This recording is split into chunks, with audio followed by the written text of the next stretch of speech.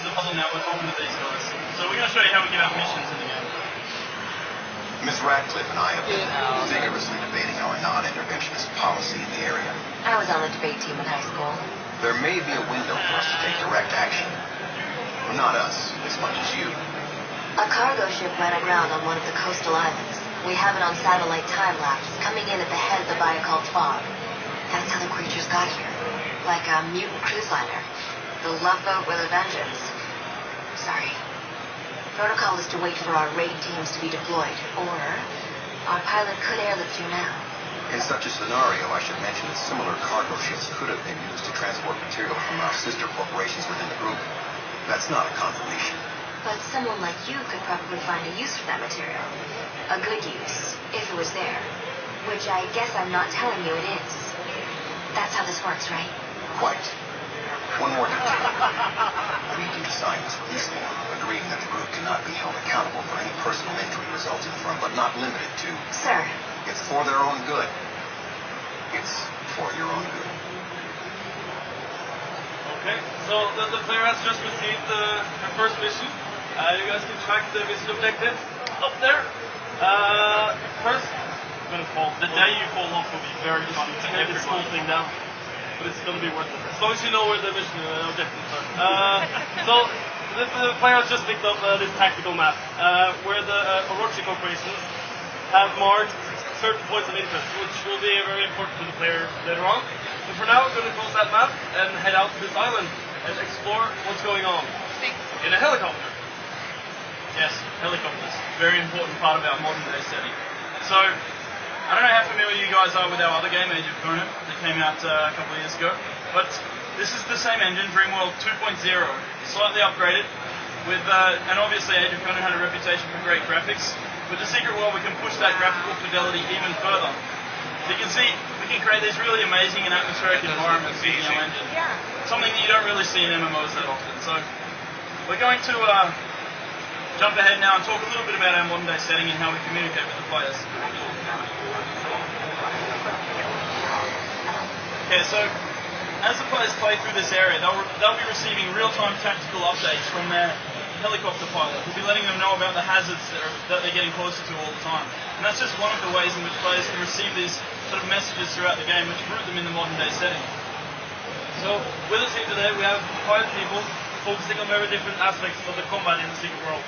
As I mentioned in the beginning, we don't have any classes, so what defines your role in the team is what gear you have on and what sort of abilities you brought with you. So today, from left, the guy with the sledgehammer, he is playing the role as attack. He has a high armor mitigation and taunting abilities to keep aggro. The guy with the assault rifle will play the role as high DPS and also the crowd controller. The girl in the pink trench coat. You guys have to stop doing those emotes. It's awesome. Every single time. She will play as the healer, focusing on blood magic. And the guy to the right, not watching the emote, will play the role as wielding magic, specifically elementalism, throwing out fire and shocking people with lightning. And our hero character is also wielding a sledgehammer, but focusing on the DPS aspect of the sledgehammer rather than the tanking aspect. So these guys are just going to head out and see what's going on here. So I mentioned earlier the conflict that the players have been involved in with the Drow. So the first enemy that we're encountering here is one of the Drow. So everything in our game is based on real-world history, myths, and legends. In this case, the Drow are based on a Norwegian myth about the spirits of drowned Vikings who came back to take vengeance on their foes. So this is who the Drow are. And whenever the player encounters Drow in our game, they'll encounter them together with zombies. And there's a pretty disgusting, yet somewhat interesting reason for this, which we'll talk about in a minute. So, we don't have much trash mobs in our dungeons, but we have mini-bosses. And we use those mini-bosses as a tool to teach players valuable mechanics. As you see, the water has electricity in it. So if a player steps into the water that has electricity in it, she starts taking damage. And this is not only true in this isolated incident, it's true in the whole game, and in the real world. Do not step in water that's been electric. It's an educational game, too. Yeah, we're going to apply for an education rating in our game. Alright, so This is one of the female Draug, and the connection that I mentioned earlier between female Draug, well, Draug and zombies in general, is that Draug cannot reproduce by normal means. So in order to create new Draug, they have to impregnate the corpses of their fallen enemies. Which means that over time those corpses will swell, they'll become pods, and those pods will erupt with new Draug. So there are areas of the game where players can lock down content by taking out the female Draug so that they can't create new Draug, which allows players to dynamically affect areas of the world in sort of interesting ways. So this Draug sorcerer, he's fighting with Draug magic. You see he's protected by this white barrier that the player can counter with certain abilities. She also summons this storm cloud at certain areas, which deals a lot of damage to the players who are standing inside of it. So you really need to move away from them, and that's in combination with the electrical water based this arena where you have to be very aware of your surroundings. Okay, so win, skill point. The big SP means we've got a skill point. Skill points can be used in a skill wheel, which Martin will be talking about in a minute. But just a quick note on the environment building here. When we were deciding to create this area in New England, we actually sent a bunch of our artists over from Oslo. And they went around there taking photos of all these nice little locations, and we brought them back and used them for reference to build our areas. Trying to really capture the feeling of the rocky coastline. And a lot of our levels are built in this sort of vertical progression as well. You don't just progress horizontally through a series of corridors, you progress upwards and downwards as well. Here's another example of how we teach players different mechanics. This is the Draug pod, and if the player is standing next to it for too long, it explodes and knocks the players back and deals damage. But if the players are able to damage them down before they erupt, they should be safe. Fail. Epic fail. Good work, team. Go for it. Alright, so we're coming up to the cliff top here. I can't believe that. You guys failed. You've done this 20 times in the last what's 2 wrong days. with you guys? Alright, so here you can get a real feel for how we create a modern day dungeon. A dungeon in our setting. This is the wreckage of the container ship known as the Polaris. The Polaris went missing in 2007. It's been gone for 4 years off the map. We're playing on the myth of the ghost ship here. We're playing on the legend of ghost ships, these ships that sail the oceans without crew. The Polaris had not been seen for 4 years, and they came crashing into this island with a crew of Draug and zombies. And as you can see, the Draug have started to sort of turn this area into their base of operations for attacking the town of Kingsman. But the Earth herself is fighting back against the darkness which is rising in the world. So this is one of the ways in which Gaia provides the players with some extra options.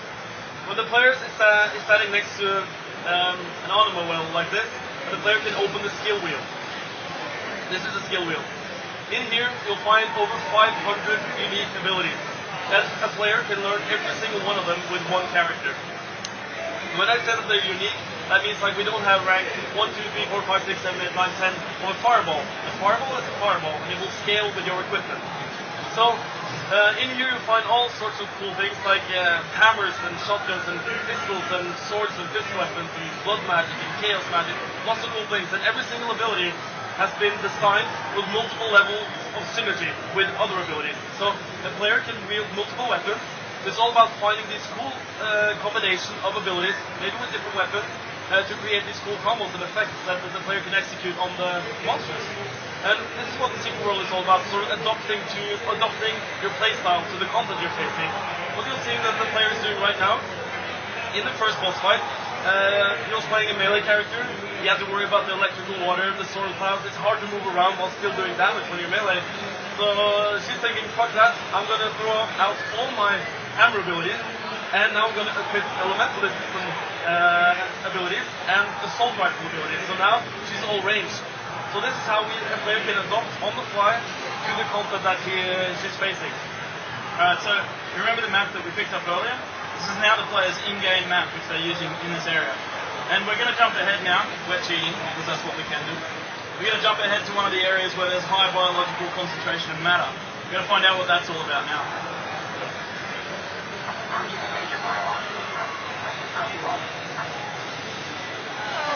Alright, so this is the boss known as the Varangian. And as with everything in our game, it's rooted in real-world myth and legend. The Varangian are actually a troop of mercenaries who were fighting in Russia, but actually they were Vikings who crashed on the shoreline of Russia and ended up becoming this mercenary troop who had a reputation for fierceness and their berserker rage in battle. So, this is the Varangian. What he's doing in this area is something for the lore of the game, which we'll explain in the game when you play it. Martin's going to talk about how this guy works in a fight. This is the first dungeon and the first real boss fight in the Secret World.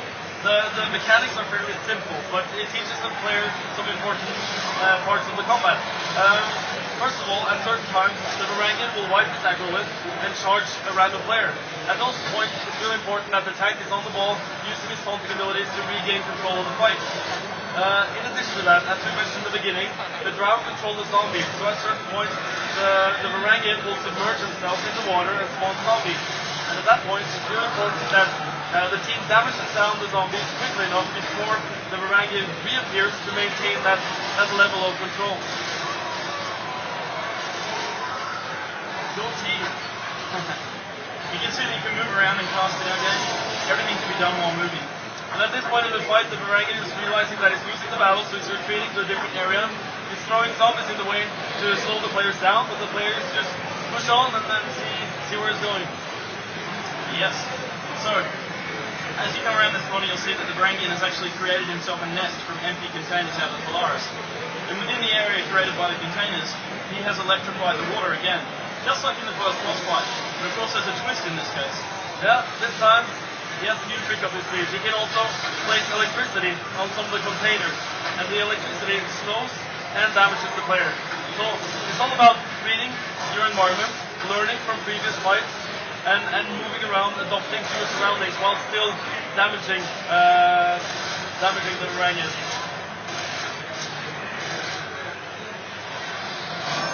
Nice. Skill point 2. Alright, so we've been talking a lot about the fighting and smiting in our game. Now we're going to talk a little bit about the thinking, which is, always fun. So, as the guys mentioned in the cutscene at the start, this ship was used to transport some of the Orochi secret material, and we asked players to have a look here, and when they find this glowing green crate, they'll try to open it and they'll find that it requires a code. And this is where we ask players to think a little bit outside the box in the secret world. In this case, quite literally on the outside of the box, you'll find a code for the shipping container. And you can go into the Orochi website online, input the code of the shipping container, find the manifest for the Polaris ship, and actually locate the code which you can use to unlock the crate in-game. Simple. Very simple. So, what we're trying to do is really ask players to think about the game also when they're not playing it. We want people to be thinking about the game when they're offline and, have all these puzzles that they can take with them into the real world and think about while they're not playing it. So it's kind of this crossover between the real world and the secret world. Alright, so we're going to jump ahead now. That was like a tagline or something. Without love, where would we be done the next person? Oh, cheesy rocks. So we're at the base of the ship itself, the Polaris. And as you can see, huge tentacles. This area is slowly being converted into the Drow space. The zombies that the player is fighting in this area are actually the former crew of the Polaris. And these guys were turned by the Drow when the Drow took over the ship. And the Drow obviously don't have hands, they have big clubs and claws and beaks. So they needed these zombies to pilot the ship for them, and they used them to drag them into shore. So we're heading into the hull now, and Martin's going to talk a little bit about progression in the game. Just a few words on progression. We don't have any levels, but we have tons of way for the players to progress in the game. And we're really excited about this because we have both vertical progression and horizontal progression. The vertical progression comes in the form of getting better items. Getting better items makes you stronger and better and faster. Makes you do more damage, makes you heal better, makes you crowd control for longer. But in addition to that, and equally important, is the horizontal progression, which is about getting all the different abilities you can get in the game. And this is comparable to a collectible card game mechanic like Magic the Gathering, for instance, where a person who owns every single card isn't necessarily the best player, but he has the most options. He has the most options in creating cool combos. He has the most options when it comes to countering, for instance, the flavor of the week or flavor of the month. So it's all about, this is what the Secret World is all about, having options when it comes to overcoming that obstacle that is put in front of you. So we're coming up now on the center of the Polaris, the heart of the psychic disturbance which has been affecting things within the area around. And we're going to find out who's here. So this is the Primordial Dweller. The Primordial Dweller is the mastermind of the attacks on Kingsman. And the players are going to need to use every single thing that they've learned throughout this dungeon to be able to take down this boss. As you guys can see, it's protected by this white barrier that the players encountered in the first boss fight. So the players need to counter with certain abilities. It's also spawning these poisonous...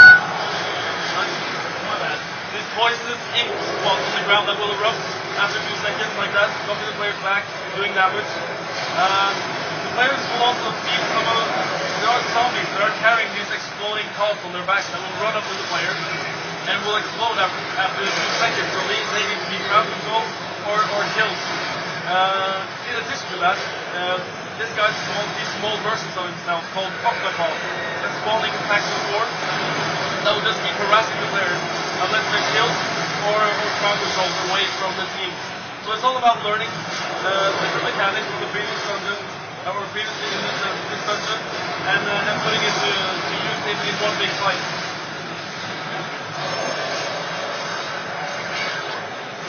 Alright, win! Good job. Well done, you cheats. Hooray! Alright. So, I managed to take down the boss, and now it's time to take the helicopter back to civilization for a bit of R&R. Take it easy. It's not every day you take down a primordial dweller in hot pants. So, good achievement.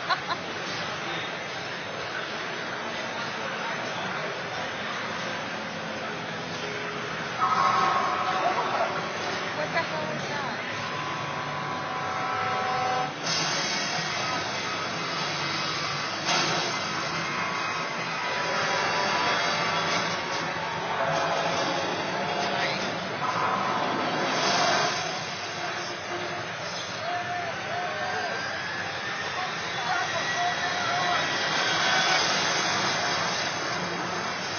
And now the players do get to fight this guy, but we're not spoiling the whole dungeon for you guys today.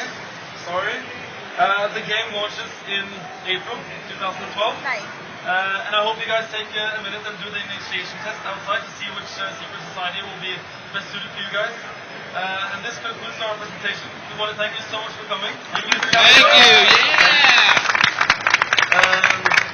You guys can exit through back door.